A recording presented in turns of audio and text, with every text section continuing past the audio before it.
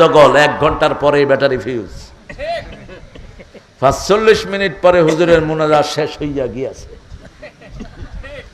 ওরা যদি 45 মিনিট করে, আমার তো 20 মিনিট করা উচিত। কি করছেন কি? হ্যাঁ, বেশি করে করেন। আসমই না আর বগুড়াতে, বগুড়ার লোকেরা ছাড়ে না। আসলে আমারে কোথাও ছাড়ে না, এই হলো মুশকিল। আমি এখন ওয়াজ ছেড়ে দেওয়ার চিন্তা করতেছি। ওই হামজা, এই বেটার বয়স আমার হাঁটুর বয়সও না।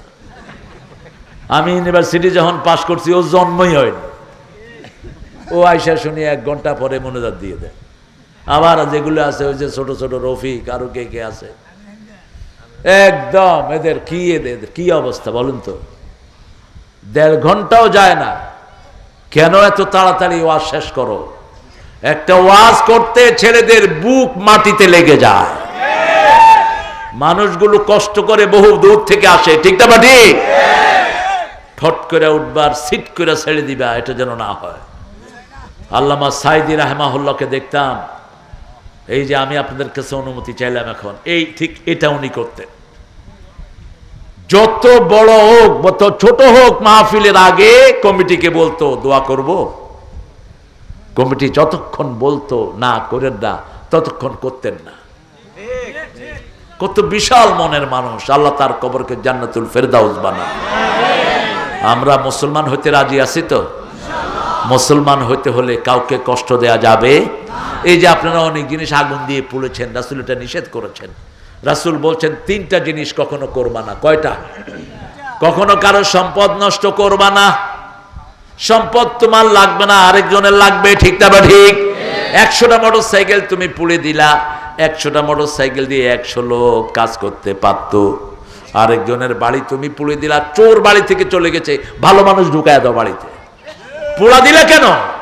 বাসে আগুন দেয়, যে বেয়াদব গুলো আগুন দেয় ওদের 14 গোষ্ঠী বেচলো বাসের পয়সা হবে না, ঠিক না ঠিক? রাসূল বলেছেন খবরদার, কোন সম্পদ নষ্ট করা যাবে না। 1 2 নাম্বার সময় নষ্ট করা যাবে। 3 নাম্বার আমল নষ্ট করা যাবে।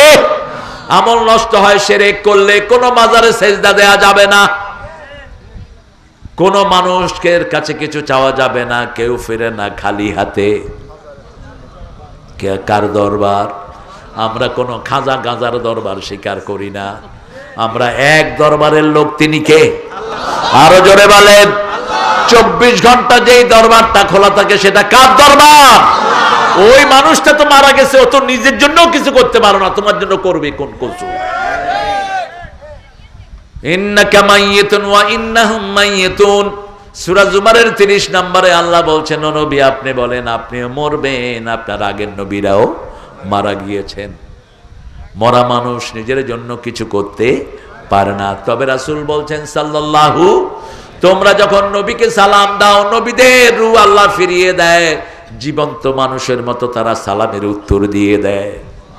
যেমন আপনি যদি এখন সালাম দেন, পড়েন ও সালামুন, পড়েন ও সালামুন আলাল মুরসালিন আলহামদুলিল্লাহি রাব্বিল আলামিন। এখন সব নবীদের রূহ ফুঁকে দিয়েছেন কে? নবীরা আপনাদেরকে সালামের উত্তর দিয়েছেন। আল্লাহু আকবার। ঘরে গিয়ে বিবিকে সালাম দেব, বিবির প্রতি ভালো ব্যবহার করব, বিবিকে কখনো বিরক্ত করব না, বাজে কথা বলবো না। কোন নবী বিবিকে তুই করে বলতেন না।